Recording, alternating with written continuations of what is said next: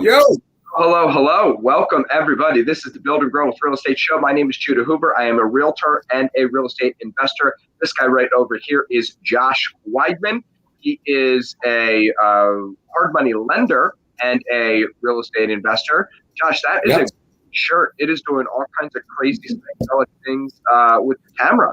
So, you know what's funny, Judah? I end up buying the same shirts over and over and over again. It's like blue, gray, black, brown, right. And they all have a little different pattern. And on here, it might look like I wear the same shirt every day, but you know. No, it's just that anybody who does TV would tell you can't wear something with that fine of a that fine of a thing. Anyway, not a big deal. It's doing amazing things for the camera work. So, ladies and gentlemen, it's a snow day. I started working at 7:30 this morning. When it looks like froze Josh. Okay, so I started working. I started working at 7:30 this morning, and then went to the gym and barely got back from the gym. Today is a great day for contacts. So after the show, call the whole list. Everybody's at home. Everybody probably has kids and they're interested in having an excuse to get into the other room to be away from the kids. If you have a contact list, today is the day you call it. There's 2 days I like calling through the whole contact list. Snow days, because contacts are higher than average, and sick days. I like calling people when I'm not feeling that great. Do you know why, Josh? Because it's the only time. It makes you feel better. It's the only time the list stands a chance. So when I'm a little bit off my A game, that's my favorite time to make outbound phone calls is when I'm not feeling my best. So, but yeah, and it does. There's nothing like selling and closing some deals and making some stuff happen that makes you feel good. So we come to you guys every week with good content, good interviews, our spin on the news, and today we have a content show. What we're going to be talking about is how to raise private money, how to identify private money, and we're actually going to be doing like a two-parter. This is going to be, there's some things you do initially, and then there's some things you graduate to, and we are going to be going through that and breaking those down and talking about why you do some of these things before you do these things. I see people getting these out of order, and it really ends up causing a whole lot of problems. So I don't think we need much more of an introduction than that. Do you, Josh? Well, no, but except that, you know what? The one thing that people always need, if you're going to flip houses, if you're going to be a real estate investor, there's three things you need, right? You need to be able to find good deals. Right. You need to be able to oversee construction on those projects when they need it. And you're going to need money. You're going to need to raise capital. You might have $500,000 in cash sitting in your account that you can use to buy and flip houses and stuff like that. But pretty soon that money goes. It disappears really quickly. So being able to leverage the capital that you already have in a way that is financially responsible for the project, it's vital. And it's the only way to really build and grow your business. Yeah, I heard somebody say once that there's money, deal, talent. You've got to bring one of them to the table. Now, maybe the talent isn't doing the rehab, but maybe the talent is knowing how to do the subject to, or whatever, like the case may be, like that. But there's money, deal, talent. You've got to either be great at finding deals. If you think about it, the guy who we interviewed, Chad, on Thursday, that's what his expertise was, finding deals. Yep. I've always considered myself a transaction engineer. I'm good at putting things together and negotiating the deal and finding a way to make it happen, whether it's a subject to or they're going to wholesale or do something like that. I'm really good at the talent. Josh, you're a money guy. And it's what you do full time with hard money bankers. But also because I know from talking to you're always talking to people about private money as well. So let's dig in here a little bit and let's focus on those three. We're going to focus on money today, how to raise private money. Yep. All right, Judah. So I'm going to go into the display mode here for the slides. Do you mind changing the display to share the screen here? Nope. All right. Let me know when we're good here. Yep, we are good. Okay. All right. So this is a pretty interesting topic. We've talked about this in the past, and I think it was probably almost not a year ago, but maybe like 8-9 months ago. and I think what's funny about this is that I remember doing this topic when we first talked. It came about because I was talking to an investor who typically used private money and called me because her private investor was nowhere to be seen. They were going through a personal problem or whatever, and she was scrambling because she had properties under contract that had to close, and a private money person disappeared. Right. It just so happens that I've done 2 loans for this person in Harrisburg, the second of which we're going to be closing this week. And it really came back to me as I was thinking about this. She has private money. She's using hard money as well. She also has bank financing that she uses on some deals. And on the project that we're going to be funding this week, she's got seller financing. Those are a whole bunch of different financial. A lot of moving parts there. What? Say it again? A lot of moving parts there. A lot of moving parts, but she's looking at every deal and trying to find the best possible way to fund all of her projects, right? And the most flexible, the lowest cost, the easiest to deal with is the private money. Correct. And I think it's really important that everybody has a private investor that they work with, even if they're saying, look, I'm going to use hard money to fund all my deals. Great. There's going to be a time when you need an extra $20,000 or $50,000 either to finish a project or to help you fund an ongoing project when times get tight. And we're going to show you, today and then next week, how to set that up to find that capital. And whether you are looking for 10 or 50,000, or you're looking for, $500 or $5 million, it's the same process. Right. The other reason this is very important is not every hard money lender is Josh Weidman and hard money bankers. Sometimes hard money lenders run out of money.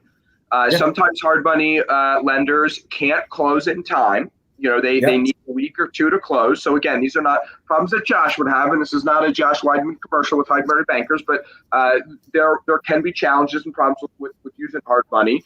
The other thing is you might know in your gut that something's a deal because you know that neighborhood, or you know that block, or you know that house, and your hard money lender says, you know what, I just ain't feeling it. Yeah. And you still you're willing to go the extra mile and take the risk and actually get the deal done. That's another good time for private money. That's exactly right. All right. So what are the benefits of private money? Now, the first one's really easy. You need funds to fund your deal, right? Yep. I mean, that's pretty self-explanatory. But what we're talking about here when we say private money, we're talking about individuals with some cash, and they could be lending it out through an LLC. Maybe they do this for a living. They have $1 million or $2 million that they're lending out, or it could just be friends and family. But money doesn't know where it comes from. I was somebody shared that line with me before, but it's true. Money doesn't know where it comes from. It's a tool that you can use, and if you have access to it and use it properly, it can be of great benefit to you. Correct. So obviously funding your deal, right?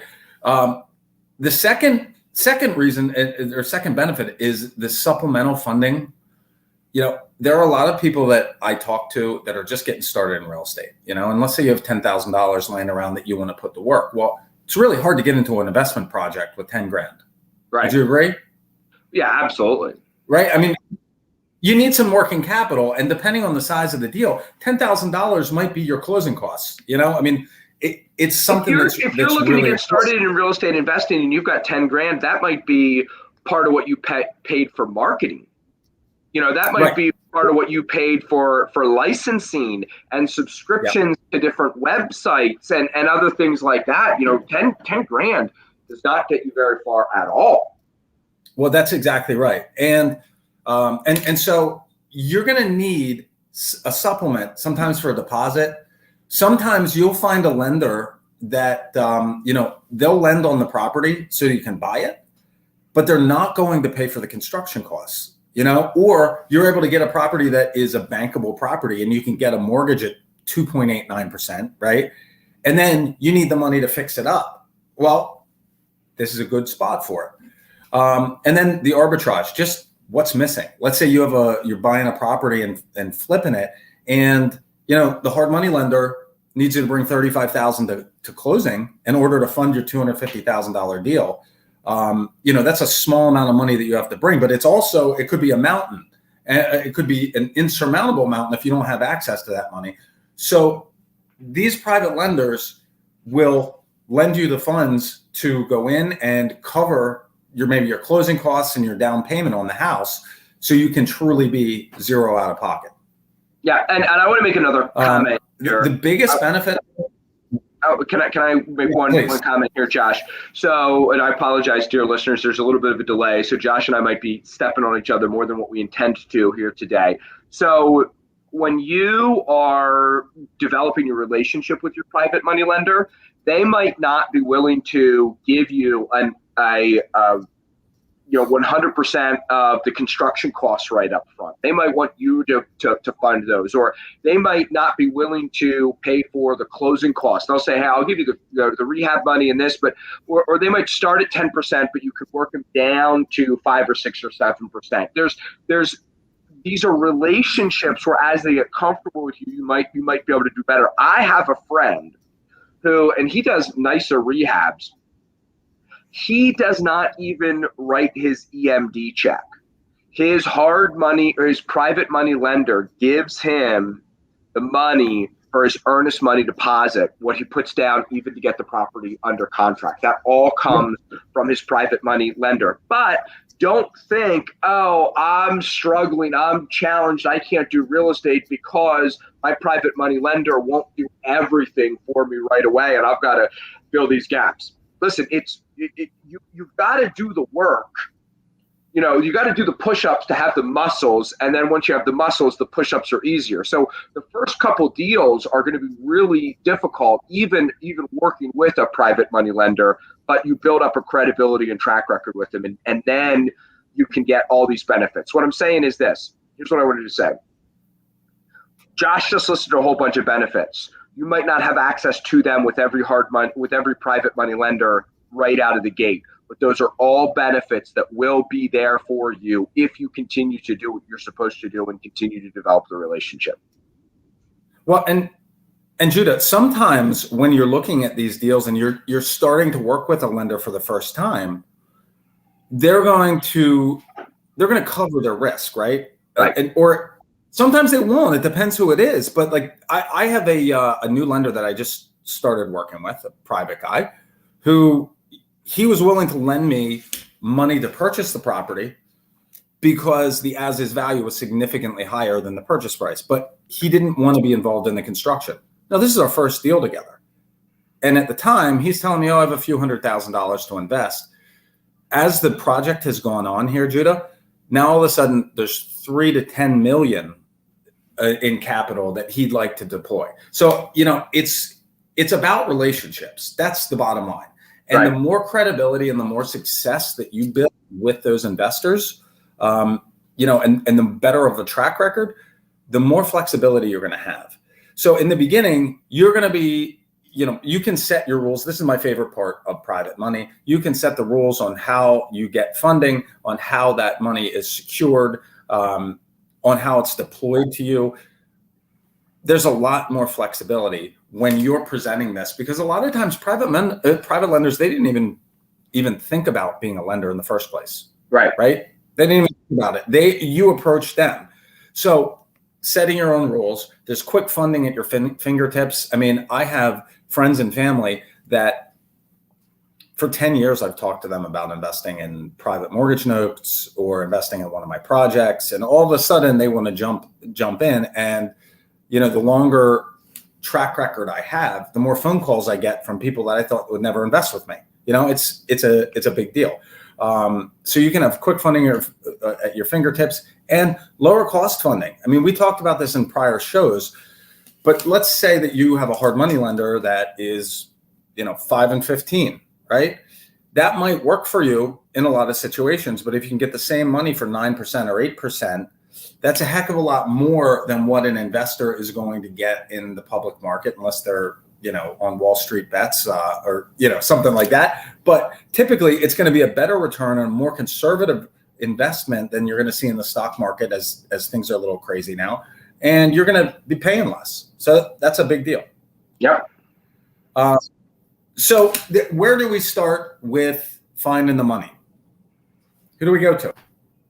Friends and family, right away. Who do you know? Who's in your phone? Well, so this is the real key here. Exactly. Who do you know? Your primary circle of influence. There are people that have the cash. They know you. Like, you don't have to cross that barrier of introducing yourself. I've been doing this for so long. I've been doing that. Well, you've already built up credibility. They knew you from the time you were knee high, or they've been doing business with you for years, or you have a big leg up on a lot of the other circles that you'll be working here. So you're talking about friends, family members, business acquaintances, vendors, or other people that you know. My brother-in-law is he sells insurance, or I'm sorry, he does investments through Northwestern Mutual. Okay. And he's been doing that for 12 years, 14 years. The first thing that they ever taught these guys to do, because they don't do any outbound marketing. It's it's all your circle of influence. Right. His first task was to sit down and make a 2 or 3 or 4 page list of everybody he knew. And I think that in real estate investing and in this space, there aren't a lot of people. I think people want to get involved in real estate, but they don't have a lot of times the strength to put themselves out there. It's what would happen if I failed? So they don't, they're kind of hiding until they're able to develop a book of business. And that's okay. But the sooner you jump in with those friends and family and say, hey, listen, this is what I'm doing, or this is what I'm planning on doing. I am, as part of my goal here, I need to raise $1.2 million, right? I got to raise $1.2 million to do these things. And here's how you get paid back. Here's what I'd like to do. You know who I am. You know I'm a trustworthy, honest guy. Would you be interested in investing, or do you know anybody that's interested in investing? And that second part is what leads to our secondary circle of influence. So hold on, right? let's just say something. Let's just say something here quick about these people. There's a reason why network marketing companies and things like that say to go after these people first too. Who loves you the most, right? So if you want to go out there in your armor, go out there in the business world, you need a suit of armor. And it is your friends and family who are going to help you develop that suit of armor by laughing at you, telling you it's not going to work, and getting the jokes out of the way right up front, so that you know what, I can go approach this guy who owns this car dealership that I was referred to from a friend of a friend. Once you're in your 4th and 5th level, I can go talk to this guy over here, because he's not going to say anything worse to me than my brother-in-law said. He's not going to say anything worse to me than my aunt said.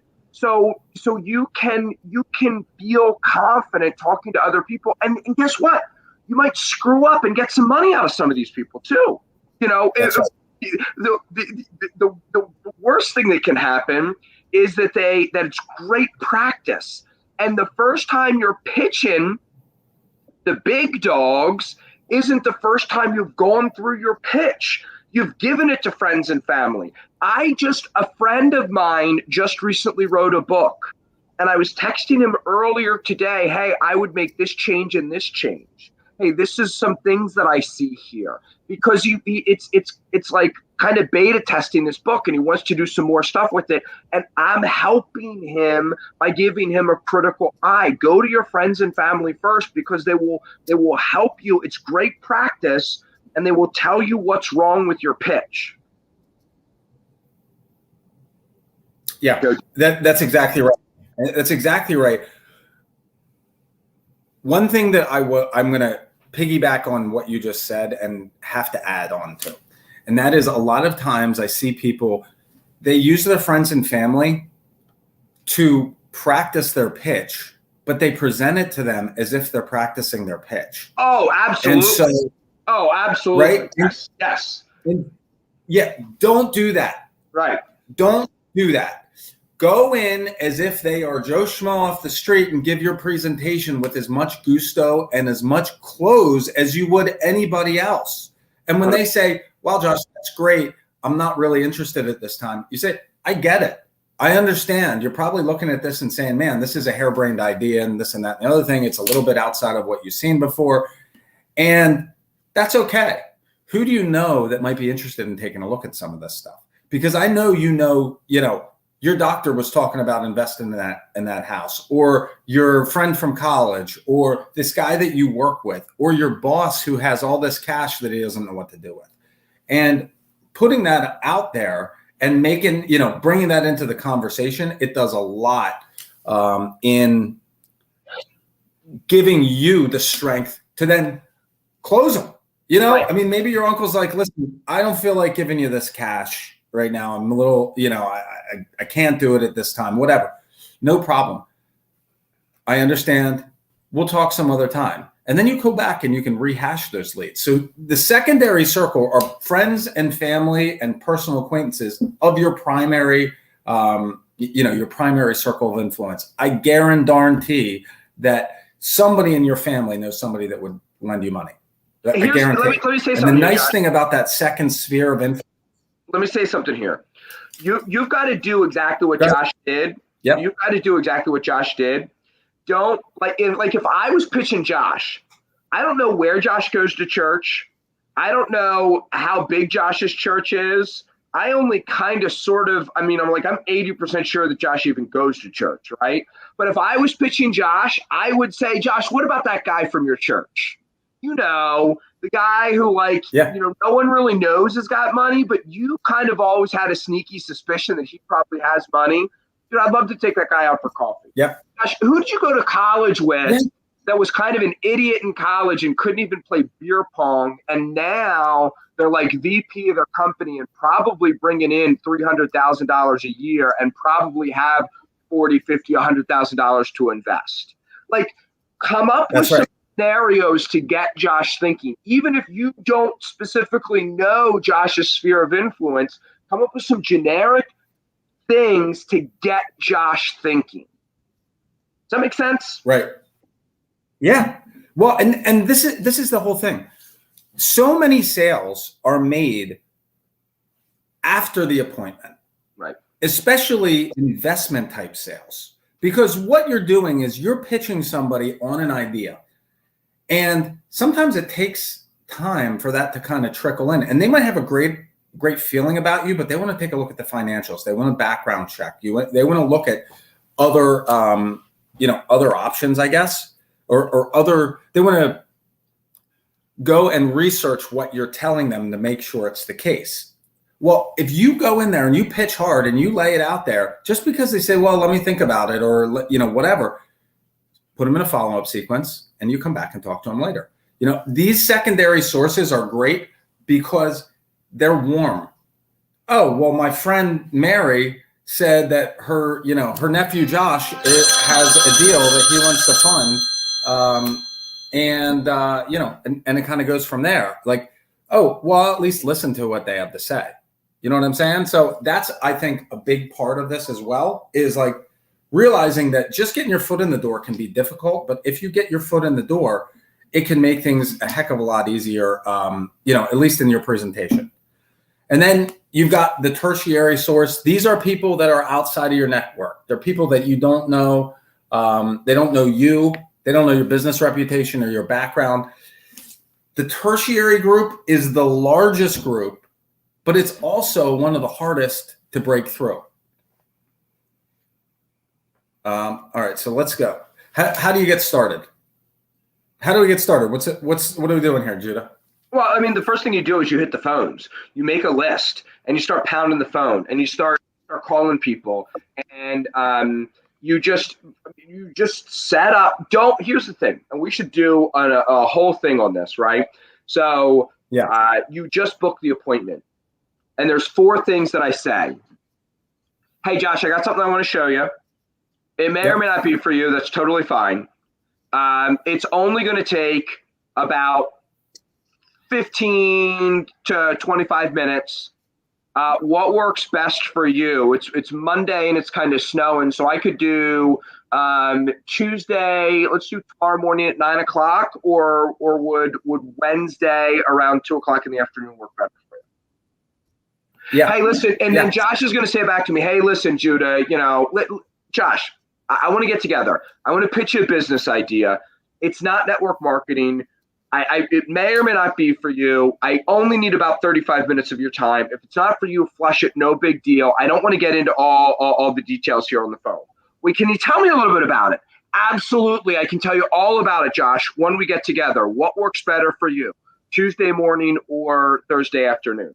So you just you call through everybody on your list, everybody in your phone, and you just book an appointment to go see them. And it's 4 things. I have something to share with you or show you. I'm hoping you guys are writing this down or watching on a replay. I have something to share with you or something to show you, whatever you want to say. It may or may not be for you, and that's fine, buddy. Totally get it. I only need about 15 to 35 minutes. Pick a time that you know your pitch. What's it going to be, and then give them 2 options. That's a 4-step appointment setting program, and you can do it in any order you want. Well, and Judah, here's the thing that I think people really miss. The reason that you start with your close sphere of influence is so that you don't overthink it. Don't hyperventilate and be afraid to talk to them. I mean, what you're really doing is sharing what your plans are, and asking them to be involved with you. And yes, you're asking for money, but would you ask them for a stick of gum? Yeah, you probably would. Would you ask them to go out for a drink? Yeah, you probably would. So, and how would you ask them for a stick of gum? How would you ask them for a stick of gum? Hey, knucklehead, you got any of that gum on you? Let me have a piece of it. You don't pick up the phone and say, hello, mother. This is your son. I have a business proposition. Right. But, the weirdness and that feeling of insecurity and lack of confidence, it comes through. It's like fear. Like dogs can smell fear. People can smell insecurity. And so you want to start with your sphere of influence. You want them to say yes or no. And no is perfectly fine. But get some words out of them. And do it in a way that you don't feel like, a beggar with your hand out. Right? Yeah. All right, so the next step is social media. You got to start documenting your activity. And I've shared this with on the show a number of times. My first wholesale deal came from a guy who worked for me, who was a drug addict that I didn't even know about, right? He's going through rehab, and he gets out of rehab and he's in foreclosure on his house. Right. Well, he calls me. He knew me. He called his sphere of influence. So guess what? When you're on social media, start talking. Hand out business cards. Start talking about what you're doing. Even if you're not doing deals, talk about houses you looked at. Show photos of a walkthrough that you did.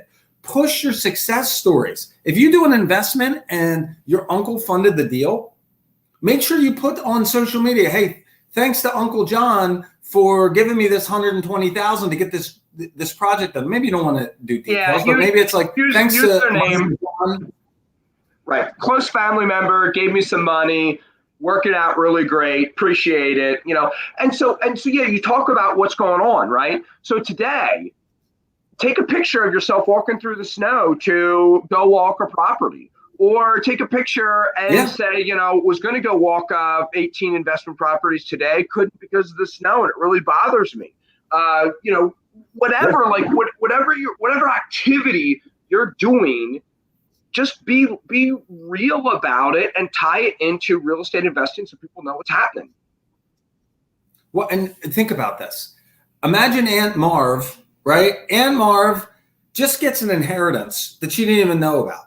Right. And it just so happens she comes on Facebook and she's thumbing through Facebook and she sees Judah there. Judah just bought another property that was funded by so-and-so, and he's doing a walkthrough, and she's going, I wasn't sure what I was going to do with this money. Maybe I should call Judah and talk to him about this. I mean, and better yet, your uncle that you talk to, or your parents or your business associate goes on your social media feed to check out, to background check you, and they see, oh, For the last 5 years, he's been investing in real estate. That's great. Also, You know, if you're making a bunch of posts of yourself doing stuff in real estate, not just showing up at meetings and taking cheesy pictures with people, but the actual stuff you're doing in real estate, the crazy, the weird, the bizarre, the interesting, the mundane, if you're just putting all that, dripping all of it on your social media, what happens when the person who you go to church with has a water cooler conversation? Hey, so, one woman says to another woman, my husband's aunt just died and left us $300,000. We're thinking about investing in real estate. Do you know anybody who's flipping houses or anything like that? Oh, yeah, you got to talk to my buddy Josh. He can probably help you, at least tell you what to do. She's not saying give your money to Josh. You're just looking to be somebody who people connect with. Josh goes and sits down and says, yeah, I'd love to help you guys. Actually, what I think we should do is we'll invest together a couple of times and I'll show you how I'm doing it. And then if you want to invest on your own, that's great. There's a lot of ways that hard money relationships come, but you just have to document and put on social media who you are, what you're doing, why it's working for you. That's right. That's right. The last part of this, and this is going to be hard. It's going to be hard, and so I'm going to say it anyway. You have people that you do business with, and if you're in real estate, they're going to be other agents. They're going to be CPAs and title agents and other business professionals. But if you're not you don't work in the real estate field, and you are still looking for these types of groups, think about your doctor. I mean, they make good money. Right. They make good money and can probably afford to lose a few dollars, so they're a little bit more apt to be a little more aggressive with their lending. Not just doctors, but anybody that you know, business owners, people that make big chunks of capital from time to time, that they're going to find somewhere to go with it. This is a great source for that small funding. Oh, I just need money for the renovation project, or I just need money to cover my closing costs, or the arbitrage between my hard money loan and the closing costs on the property. This group is often overlooked. You go to the doctor, once a year for a checkup. You've got a certain relationship with that person. Well, next time you're in the doctor's office, or next time you're in a situation with your CPA, or you're closing it at the title company, talk to them about what you're doing and slip out there like, hey, listen, I pay my investors X percent interest on their investments. I have a project that's coming up. You have any interest in investing? I'd love to talk to you about it. It just opens the door, and it's one statement. It's one little phrase. And you know what? If they're not interested, they'll just tell you. I don't have time. They'll get out. Right. It just get the conversation on the table almost with anybody you interact with. Correct. All right. So that's going to bring us to end of part one. Next week, Judah, can you change the view here and just put our faces on? Yep, you're good. If you don't mind. No worries. Okay, there we go. So, great. So next Monday, we're going to cover the rest of this topic, but really specifically, we're going to go into not just how to identify those people in your small primary and secondary circle of influence, but to reach out then to this third tier of influence of people that don't know you don't know them. How do you find the list of people? How do you approach them? How do you market to them? And how do you get them to call you? And that's we're going to dig into that next week. That's it. And that stuff is so critical and so important, because if you're going to be paying for leads and paying for marketing and paying for all this stuff, you want to sit down at that meeting polished. And the only way you're sitting down at that meeting polished and with confidence is if you've already gotten beat up a little bit by family and friends. So that's why it's so critical to sit down with family and friends. Your friends and family are already going to have said to you this objection and that objection, and you're going to learn how to overcome those objections, or at least not be, oh goodness, I never heard of that before. That's a totally new objection. That's totally new to me. And you're formulating the answer, as you're saying it. What a great thing for salesmen to have happen to them is they pitch something, They hear some objections. They duff up the answers. They go home that night, and the whole time they're thinking, oh, I should have said this. I should have said that. I should have said this. Oh, if only I have another chance. When the next time somebody says that to me, I know exactly what I'm going to say. And the second or third or fourth time, you might not even actually say it because you're like, oh, that's right, I had the answer. And, oh, the answer didn't come as smoothly as I thought that it was going to. But by the fourth or fifth or sixth time, you're overcoming that objection. It's going to be a whole lot better. So the stuff we're going to get into next, you're going to want to lay that on the foundation of already talking to friends and family. Yeah, exactly. Right. I got to put you there. That's it for today. Thanks for joining us, Matt. I know my shirt was crazy. I'll wear a plain colored shirt next on Thursday. Sorry about that. Until then, you guys go out and make some money. We'll be back here Thursday with an awesome guest. Don't forget to like and share the show. Bring your friends next time. And hey, listen, we'll see you on Thursday. Thanks, guys. See everybody.